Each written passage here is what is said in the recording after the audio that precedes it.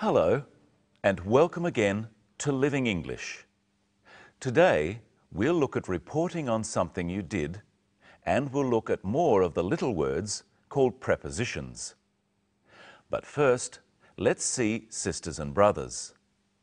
In the last episode, Anne was at the market. She was buying food to cook at Sarah's house when she thought she saw her brother. We catch up with her at the market when she comes across somebody else she knows.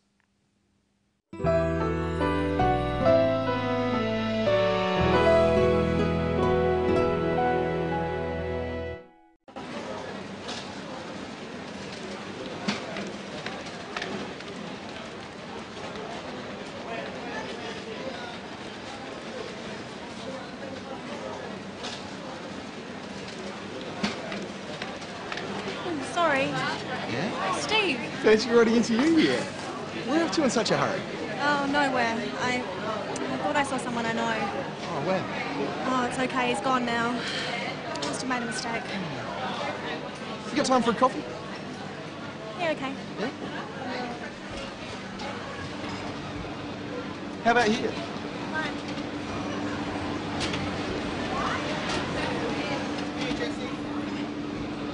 So what are you doing at the market? I'm cooking at your house on Friday, remember? Of course, Friday. That'll be great. What about you? Do you come here often? What's funny?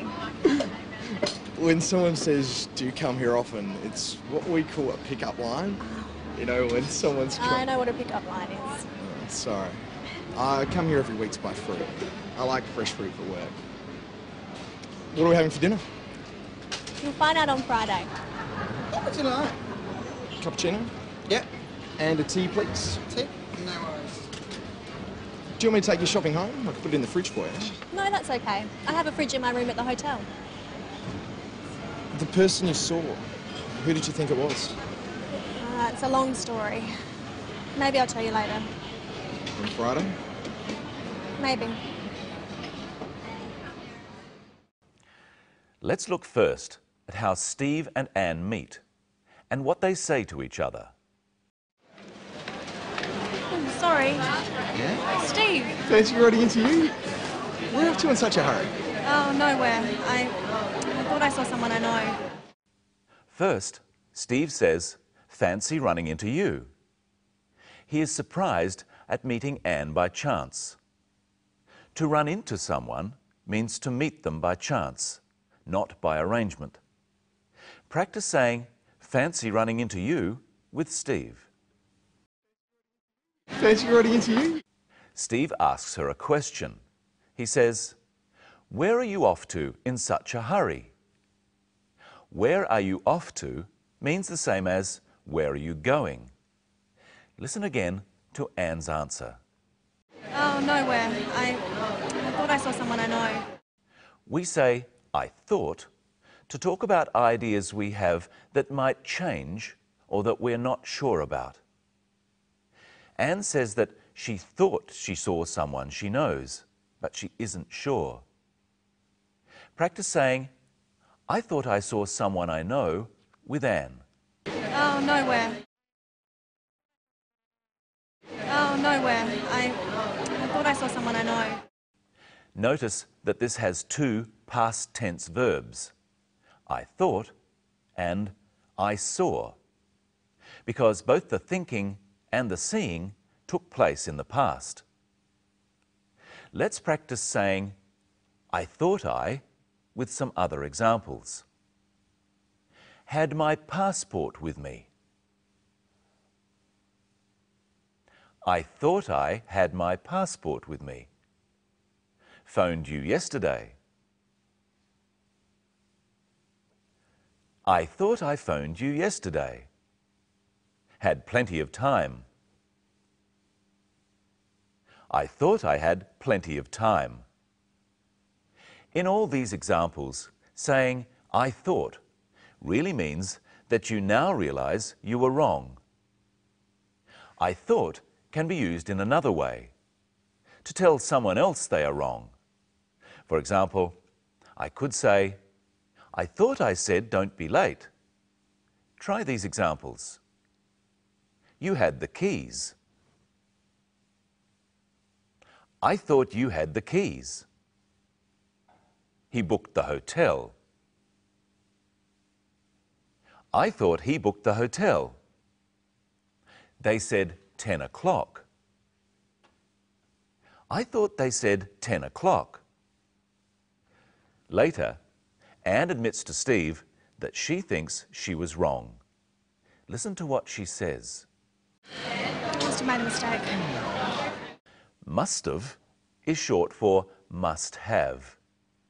Practice saying, I must have made a mistake with Anne. I must have made a mistake.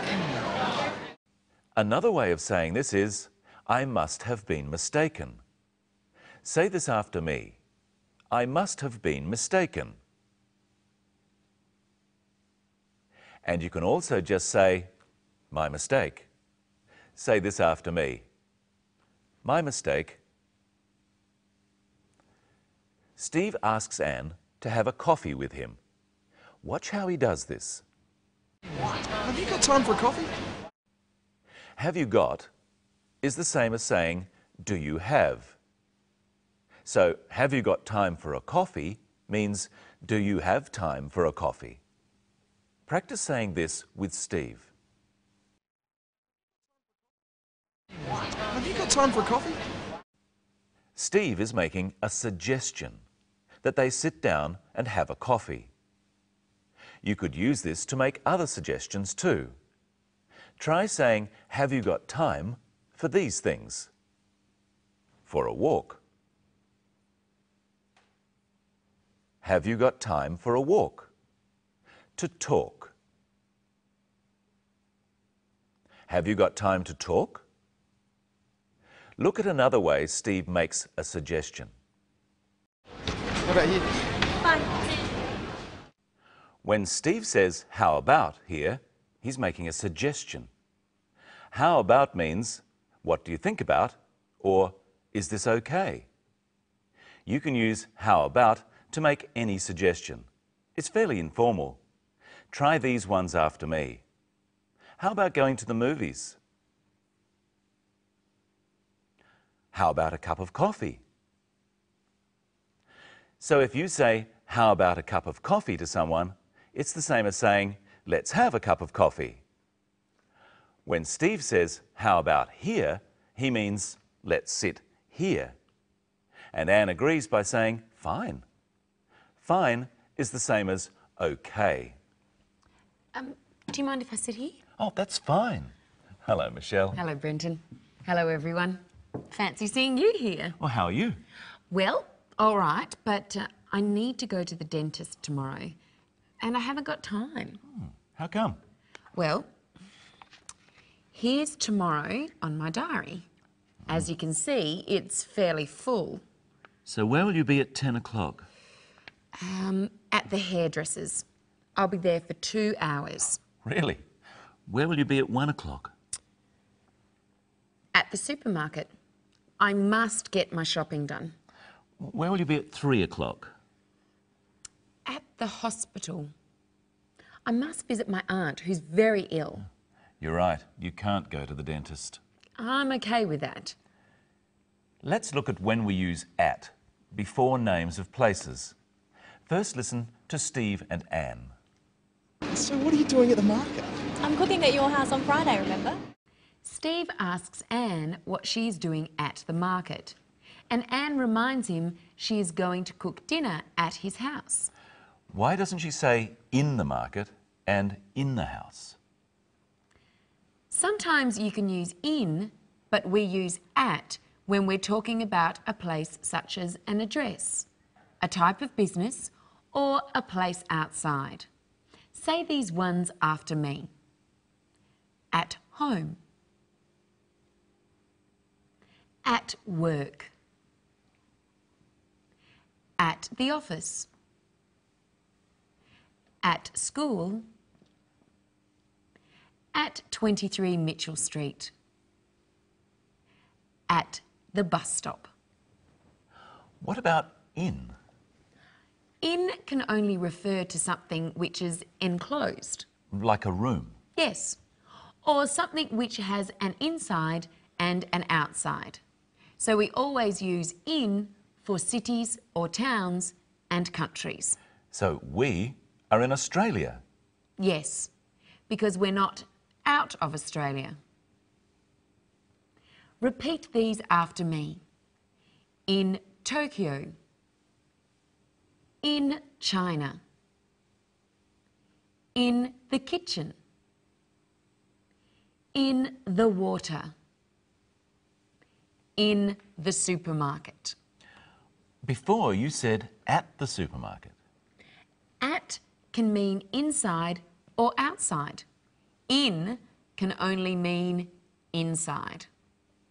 We've already seen at used for times. At 10 o'clock. Now, remember at and in are called prepositions. What other prepositions can we use to describe where something or somebody is? First, let's look at another part of today's story. Do you want me to take your shopping home? I can put it in the fridge for you. No, that's okay. I have a fridge in my room at the hotel. They both talked about putting the food in the fridge. Fridge is short for refrigerator, a place to keep food cold. Again, we use in to talk about an enclosed space that has an inside and an outside. Anne also says, in my room. Here's a box, Brenton, and an apple. You tell me where the apple is. It's in the box. Now, where is it? It's on the box. We could also say it's on top of the box. And where's the box? It's under the apple. Now, if I hold the apple here, It's above the box. Or we could say it's over the box. and where's the box? It's beneath the apple. Or we could say it's below the apple. So we use on and under when the apple and the box are touching. But when they're not, we use over or above and beneath or below. So I would say the plane is flying above the ground and worms are beneath the ground. Let's revise. You say where the apple is.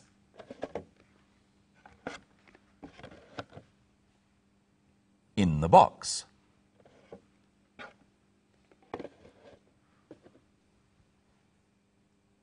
On the box.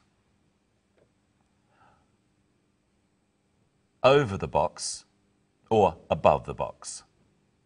Now say where the box is.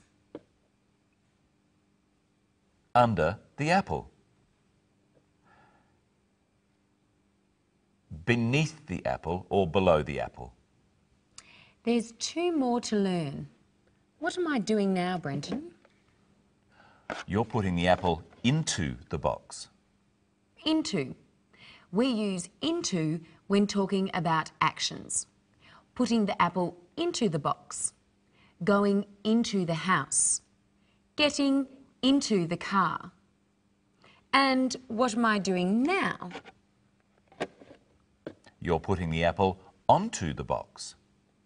Onto is used for actions too. Well, we're out of time again. And we'll be back next episode when we'll be looking at describing objects and the phrase might have been.